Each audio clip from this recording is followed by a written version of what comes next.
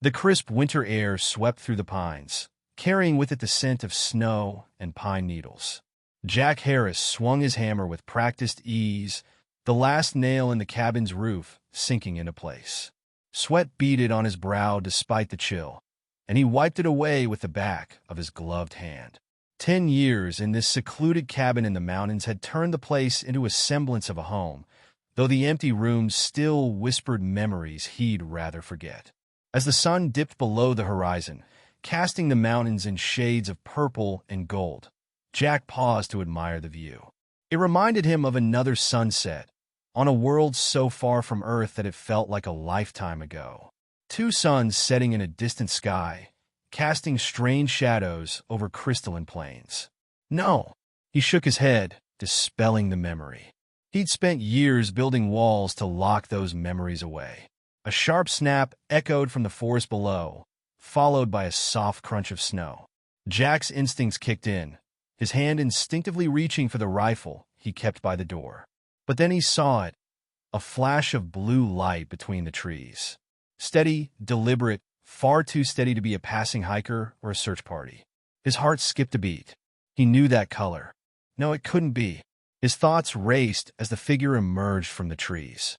She was taller than any human he knew, with a glow to her armor that seemed almost otherworldly, casting blue light onto the snow-covered ground. Jack's breath hitched as she stepped closer. Her skin was a striking cerulean blue, unmistakable. And when her eyes met his chest tightened in a way he hadn't felt in years. "Jack Harris," she said, her voice like music, carrying the familiar cadence of a language he hadn't heard in a decade. "You are difficult to find. You." Jack's voice faltered as he stepped back, almost losing his balance. "You can't be real. You can't be here." Her lips quirked up in a faint smile, one that was all too familiar. "Your human tendency to deny the obvious remains fascinating. Would you prefer I prove my existence by removing a portion of your cabin's roof supports?" Despite himself, Jack chuckled. She had always had a knack for making threats sound almost charming. "No need for property damage. I'll come down." His legs felt like jelly as he climbed down from the roof, the world tilting around him.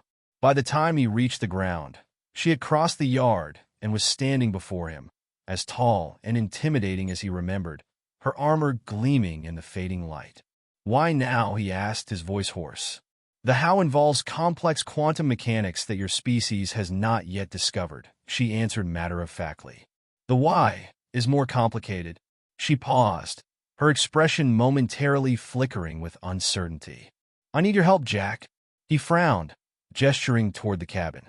"You better come inside. It's getting cold." "The temperature is well within my comfort range," she replied, not quite getting the point. "It's an invitation, isn't it?" Jack sighed. "A human custom. Like when I shared my water rations with you, back in the caves on Zeora. Even though you didn't need them." The memory hit him hard. The two of them trapped together in the crystal caves, her skin pale as she bled from a wound he'd ignored orders to treat. He pushed the thought away, trying to ground himself in the present. "I'd rather not revisit that particular memory," Jack said, opening the cabin door. "But you're right. Near-death experiences are kind of a specialty of yours." She followed him inside, her eyes scanning the cabin like she was assessing the layout of a battlefield. The warmth from the fireplace did little to ease the tension between them.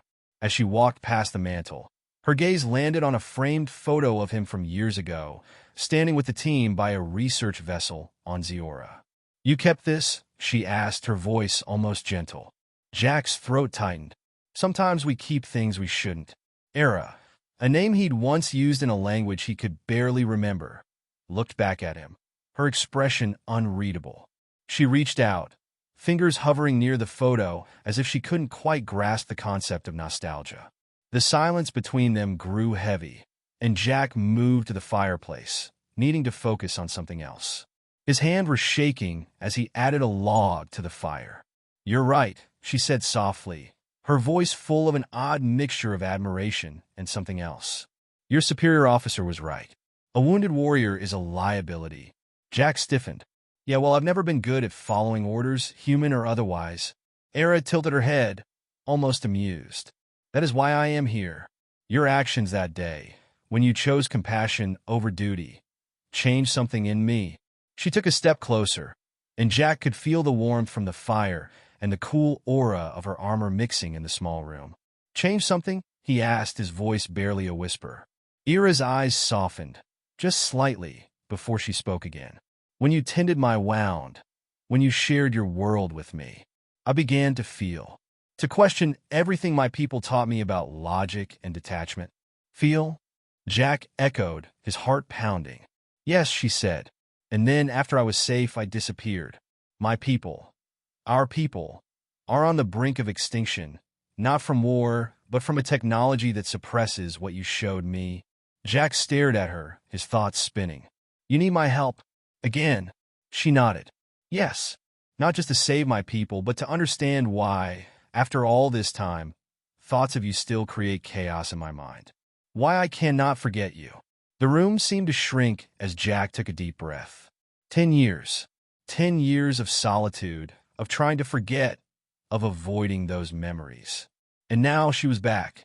You want me to help you save your people? Jack asked, almost incredulous. I want you to help me understand why the most irrational choice, the one that led me to you, feels like the right one, she replied. And perhaps she stepped closer, her eyes locking with his. Perhaps you can help me understand why, of all the beings in the galaxy, you are the one who made me question everything. Jack's mind raced. He looked around the cabin, the quiet, predictable life he had built for himself, and knew, without a doubt, what his answer was. When do we leave? Era smiled, the first genuine, unguarded smile he had ever seen from her. And in that moment, Jack felt something inside him shift, something he hadn't felt in years. The transport is waiting, she said, her voice almost too soft. We should depart before dawn. Jack paused for a moment, then added with a sly grin. You still don't do coffee, do you? Era followed him toward the kitchen, her armor casting blue reflections across the walls. I find its effects interesting, she replied. Well, you should try it again, Jack said, pulling out the coffee grounds. I've got plenty of time to explain Earth hospitality and maybe teach you a few things about it. She leaned against the counter, watching him closely. I would appreciate that, she said, her eyes following his every move. After all, we have much to learn from each other. Jack smiled, trying to ignore the rapidly beating pulse in his chest. That's an understatement. As the coffee began to brew, Jack realized that this Christmas, the most unexpected reunion of his life had begun, one that would change everything, just as it had 10 years ago. Chapter 2, A Journey Back to Zeora. The wind howled outside the cabin as snowflakes began to drift lazily down from the darkened sky. The Christmas Eve storm had come early, blanketing the mountains in white. Inside, the fire crackled in the hearth, casting long shadows on the wooden walls. Jack sat at the small kitchen table, a steaming mug of coffee in front of him, the rich aroma mixing with the pine-scented air that slipped in from the cracks of the old log cabin. His hands rested on the table, fingers tapping lightly, the nerves of the last hour catching up with him. Era stood by the window, her figure silhouetted against the pale glow of the snow-covered landscape. Her armor gleamed even in the dim light, and for a moment, Jack couldn't tell where the armor ended and her own presence began. She was so still, so precise, like she always had been, yet there was something different about her now, something softer. You've been quiet, Jack said, breaking the silence. His voice felt too loud in the stillness, but he didn't know how else to fill the space. Era turned slightly, her blue eyes catching the firelight. I was contemplating the nature of this human tradition. Christmas Eve. It is a time of reunion for your people. Yeah. Jack took a sip of his coffee, watching her. We're supposed to be with family, friends, celebrating what we've got, even when times are hard. You know, all that warm and fuzzy stuff. And yet you are alone, she observed, her voice calm, but laced with something he couldn't quite place. Jack's chest tightened at the reminder. He had spent years hiding away, keeping his distance from everyone. His career in the Rangers had ended abruptly, his heart broken by an event he had never really been able to process. Ira's sudden reappearance in his life brought all of that crashing back. And now here they were, two strangers from different worlds, standing in his cabin, while snow piled up outside. "Guess I'm not much for warm and fuzzy," he muttered, leaning back in his chair. Era tilted her head, her expression unreadable, but her eyes softened ever so slightly. "I do not understand. You seem conflicted." "Yeah, you could say that." Jack leaned forward, resting his elbows on the table. 10 years ago, I thought I was done with all of this. Helping people I didn't know, making choices that could cost me everything. But you," he paused, swallowing hard. "You came back, and now you're asking for my help again. And honestly, I don't know if I'm ready to go through that again." Era walked over to him, her footsteps silent on the wooden floor. She reached out, her fingers brushing the edge of his mug. The touch was cold, but strangely comforting. "You are afraid," she said simply. "Afraid?" Jack laughed, though the sound was humorless. "I've been afraid of a lot of things in my life. But you," he looked up at her, meeting her gaze for the first time since she'd returned. "You have no idea what it's like to live with the weight of the things we've done. The things we're forced to do, not just for survival, but for something bigger than us. I understand more than you think," Eris said, her voice gentle.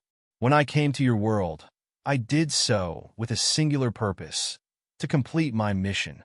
But then I experienced things I was never meant to feel. You taught me that emotions are not weaknesses, Jack. They are strength. And now, I need you to help me understand why those feelings have become a threat not just to me, but to my entire people." Jack's heart skipped a beat. He'd spent years trying to bury those feelings, to bury the memories of their time on Zeora, of the moments when everything had changed. Her wound, the way he'd held her as she bled, the quiet exchange of words in a cave where survival was more than just a matter of physical endurance. It was a battle for something deeper, something unspoken. "Do you ever think about those days?" Era asked, almost as if reading his mind. "Every damn day," Jack said, his voice rough. He ran a hand through his hair, pushing back the memories that threatened to overwhelm him. "It's hard not to. You were always different. I could never quite figure you out. But after all this time, I still don't know if I can help you. If I could be part of something like that again." Era stood silently for a long moment, then finally spoke. "I have studied human behavior, Jack. Your people are complicated. You are capable of extraordinary acts of kindness, of sacrifice. But you also carry immense guilt, even when you are not to blame. You cannot forget the past. But what if the past holds the key to saving my people?" Jack stared at her, his chest tightening. "And what if it costs me everything this time? I can't keep making the same mistakes." She leaned in closer, her voice barely above a whisper. "Then perhaps it is time you stopped thinking of it as a mistake." The words hung in the air between them like the scent of pine and the crackling fire. Jack's heart raced, but this time it wasn't out of fear. It was something else, something he had buried for far too long. "Why me, Era?" Jack asked, his voice thick with emotion. "Why do you keep coming back?" "Because you taught me that compassion is not a flaw," she replied simply. "Because you, Jack Harris, made me feel something I was never supposed to feel. And in doing so, you saved me." His breath hitched. "And now you want me to help save you again?" "I want you to help me save us all," Eris said, her voice steady. "I want to understand why this," she gestured between them, "is not a flaw. I want to understand why it's the only thing that can save my people from extinction." Jack stood up abruptly, walking to the window and staring out at the snowstorm that raged outside. The world was silent, as if holding its breath. The storm outside was nothing compared to the storm inside him, but maybe, just maybe, he was ready to face it. "It's Christmas Eve," he said, almost to himself. "A time for new beginnings." Eris stepped up behind him, her presence a comforting weight. "Then perhaps it is time for us to begin again." Jack turned to face her, the flickering firelight dancing across her face. He didn't know if he was ready to go back to Zeora, to face the consequences of everything they had started. But he knew one thing for certain. There was no going back to the way things were. When he spoke, his voice was quieter, more resolute than it had been in years. "All right, Era. I'll help you. I'll go with you to Zeora. But this time, we're doing it on our terms." She smiled, a rare, unguarded expression. And for the first time in a long while, Jack felt something stir deep inside him. something he hadn't felt in years. I would not have it any other way. Outside, the storm raged on, but inside the cabin, the warmth of a new beginning settled in, as though the stars themselves had shifted to guide their way. Chapter 3. The Road Ahead. The snowstorm howled outside the cabin, casting a thick, frosty veil over the world.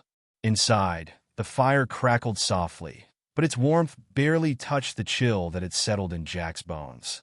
He stood by the window, staring out into the swirling white, as Era lingered near the hearth, her armor faintly gleaming in the glow of the firelight. It had been a quiet few hours since their conversation, both of them processing the weight of what had just been decided. Jack had agreed, reluctantly but resolutely, to return to Zeora with her. He had no idea what awaited him there, or what he would find when they arrived. But he knew that whatever happened, it would change everything. "Are you ready?" Era's voice broke the silence, soft but carrying an underlying strength. Her presence in the room, cool and composed, was a stark contrast to the storm outside.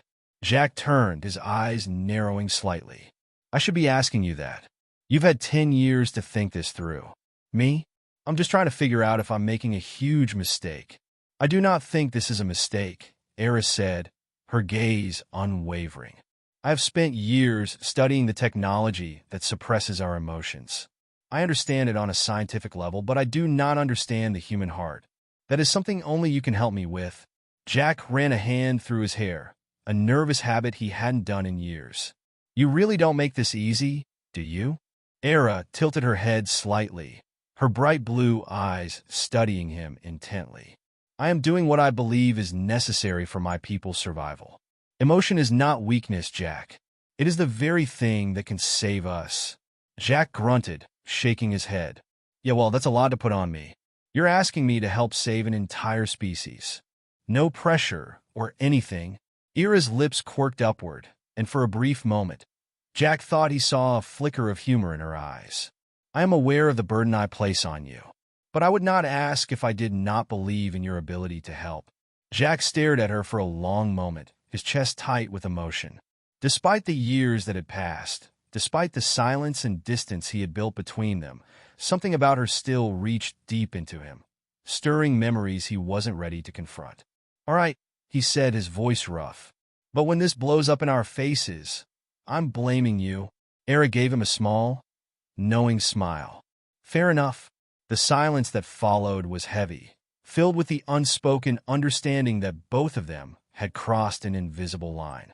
There was no going back now. They were bound to each other by more than just their shared history. Something had shifted, something Jack couldn't quite put his finger on, but it was undeniable. With a long, drawn-out sigh, Jack grabbed his jacket from the hook by the door. He pulled it on, the weight of the fabric comforting against his skin, and glanced back at Era. "I'll go pack. I'm guessing we're leaving before sunrise." Era nodded, her gaze never leaving him. "We should be on our way. The transport is waiting in the clearing beyond your cabin. We will have no time to waste." "Of course." Jack exhaled a breath, trying to ground himself in the moment. "Well, I guess there's no time like the present." He moved toward the small room where his gear was stashed. But just before he reached the door, Era spoke again. "Jack." Her voice was quieter this time, as though carefully choosing her words. I do not fully understand your customs, but I have come to learn that you value traditions. Would you?" She hesitated, then stepped forward, her hand reaching toward a small bundle of wrapped gifts on the table near the window. "Would you allow me to partake in one of these human traditions?" Jack paused, confusion flickering in his expression. "Traditions? What do you mean?" Era gestured toward the stack of small packages, each wrapped in bright, festive paper. "Christmas," she said simply, her voice almost reverent. "I have read about it, seen it in your memories. I understand it is a time of giving, of exchange. I thought perhaps I could offer something in return for your help." Jack blinked, a mix of surprise and something warmer creeping into his chest. He had forgotten it was Christmas Eve. His cabin had no tree, no decorations, just the basics. But somehow, Era had picked up on something he hadn't even remembered himself. He crossed the room, taking a closer look at the small gift she had wrapped with a level of care and precision that made his heart twist. He hadn't been expecting this. Not from her. Era, he said, his voice softening. You don't have to do this. I wish to. It is a custom, is it not? She asked, her eyes wide with genuine curiosity. To exchange gifts, to show appreciation. Jack felt a lump form in his throat. Yeah, it's a custom, but it's more than that. It's about showing you care. It's about connection. Her gaze lingered on the gifts for a moment before she slowly nodded. I understand. Jack chuckled softly, the weight in his chest lifting just a little. Well, in that case, I guess I should get something for you, too. Era's eyes flickered with interest. You would? I do not know what humans find valuable as gifts. Jack smiled, his heart a little lighter now, despite everything. Trust me, I'll figure something out. You've been a lot of things to me over the years, Era. Some of them I'm still trying to figure out. But for now, this feels right.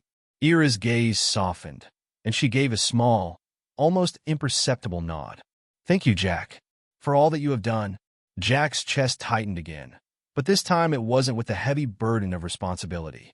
This time it was something else, something he hadn't allowed himself to feel in a long time. He wasn't just helping her because he felt obligated. He wasn't just trying to fix a mistake. He was choosing to be here, now, in this moment, with her. All right, Jack said, his voice steady but warm. Let's get to work. We got a long road ahead of us. As the storm outside raged on, Jack and Era prepared for their journey, their lives intertwined by the past and the future they were about to face together. The cabin, with its warmth and its silence, felt like the last bit of comfort they would have before stepping into the unknown. With the Christmas spirit quietly stirring between them, they set their sights on the horizon and the journey that awaited them beyond the storm. Chapter 4. The journey begins.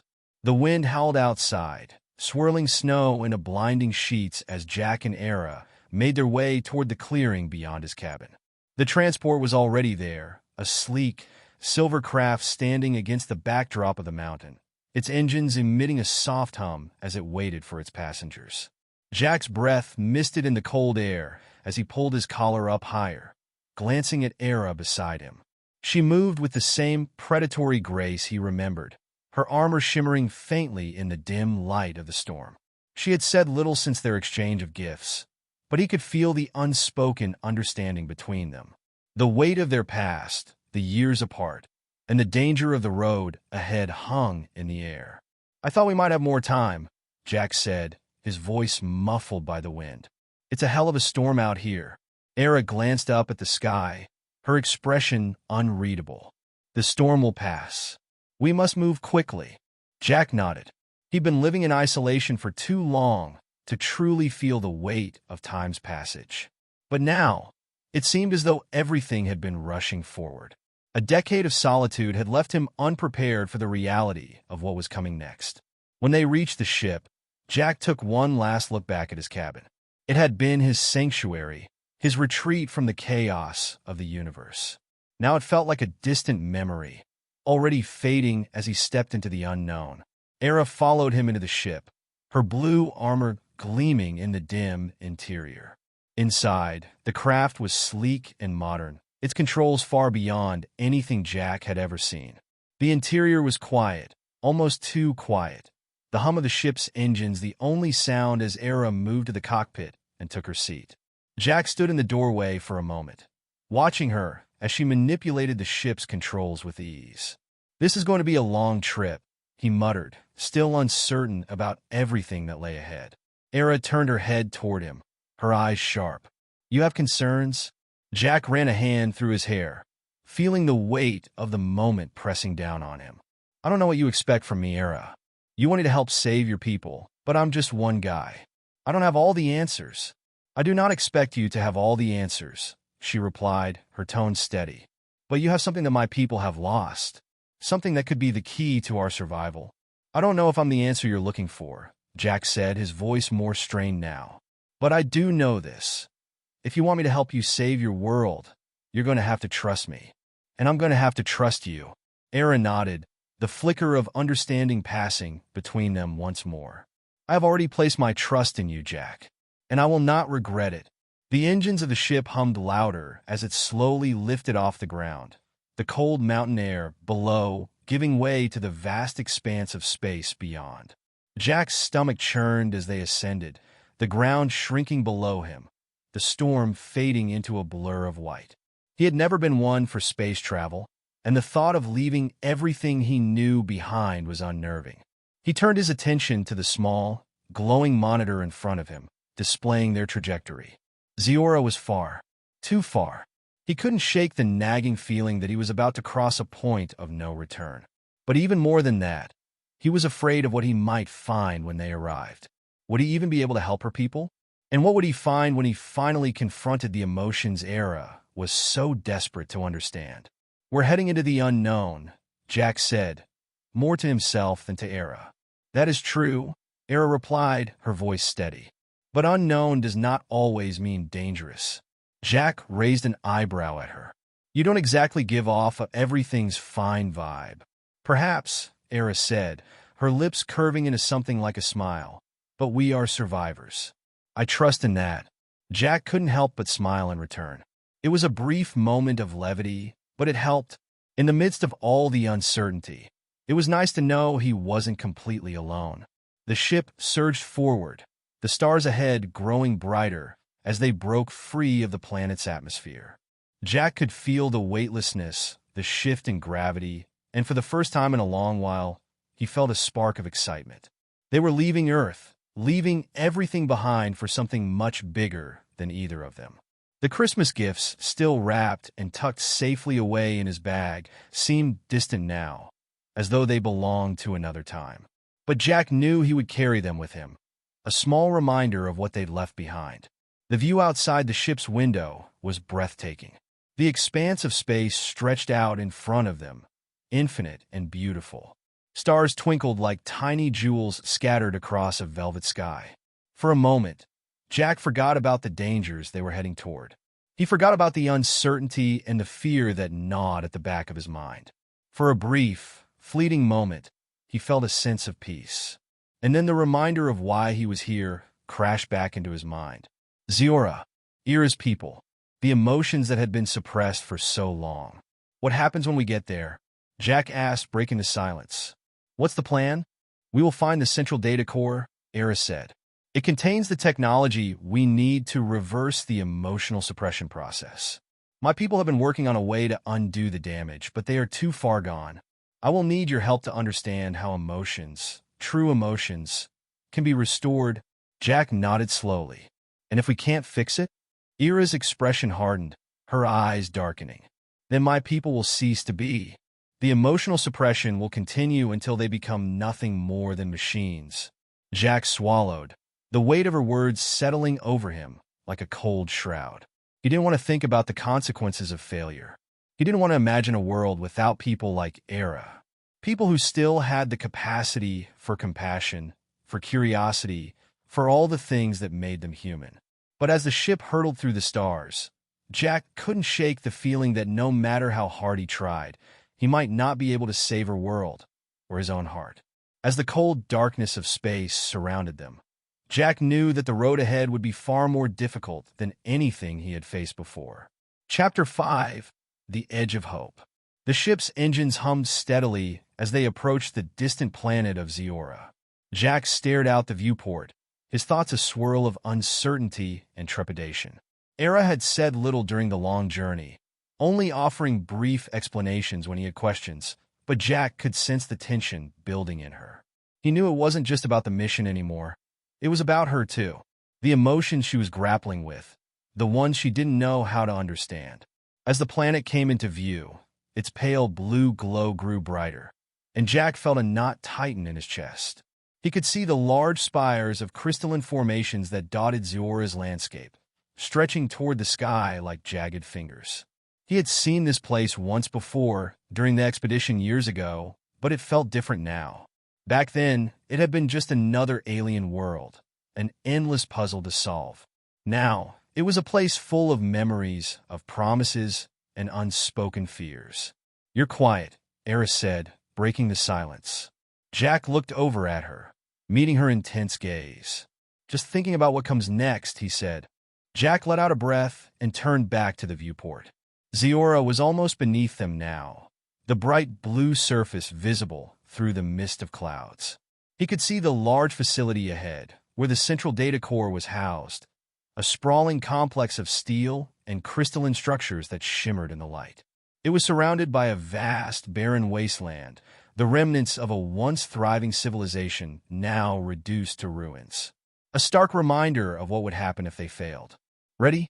Era asked, her voice more serious now. Jack hesitated for a moment, unsure whether he was ready to face what lay ahead. But he knew that if they didn't act now, there would be no going back. For her people, and for the strange connection that had formed between them over the years. There was no turning away now. "Ready," he said. The ship descended into the clearing near the facility, the quiet thrum of its engines blending with the soft wind that swept through the barren landscape. As the landing gear hit the ground, Jack could see the guards stationed around the facility.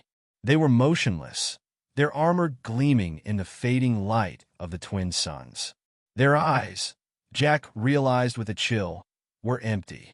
Not a flicker of emotion in their gaze. Era stood up, moving to the hatch. She paused before exiting, her blue eyes searching Jack's face. "The data core is in the central tower. We will need to get inside without alerting the entire facility." "I'll follow your lead," Jack said, his voice steady but laced with tension. "Just don't expect me to be quiet." Era's lips twitched in the faintest of smiles. "I never expect silence from you." With that, she opened the hatch, stepping out into the cold, dusty air. Jack followed, his boots crunching against the earth as they made their way toward the tower. The facility loomed ahead, an imposing structure made of steel and crystal, rising like a monument to something lost. As they neared the entrance, Era moved quickly, her steps light and calculated. Jack stayed close behind, trying to remain unseen. They reached the door, and Era produced a small device from her belt, her fingers moving expertly over its surface. The door clicked open, and they slipped inside. The interior of the facility was dark, the walls lined with strange symbols and glowing panels that hummed softly with energy. It was quiet, almost eerily so, and Jack couldn't help but feel the weight of it all. This place, the people, the fate of an entire world resting on their shoulders. Era led him through narrow hallways, her movements precise, like a soldier on a mission. Jack, however, couldn't shake the feeling that something was wrong. The silence felt too oppressive, the stillness too unnatural. There should have been people here, scientists, engineers, anyone working to maintain this place. But there was nothing. "Where is everyone?" Jack asked in a low voice. "They are gone," Era replied, her tone tight. "The emotional suppression process has reached a point where it is irreversible. My people are no longer capable of feeling.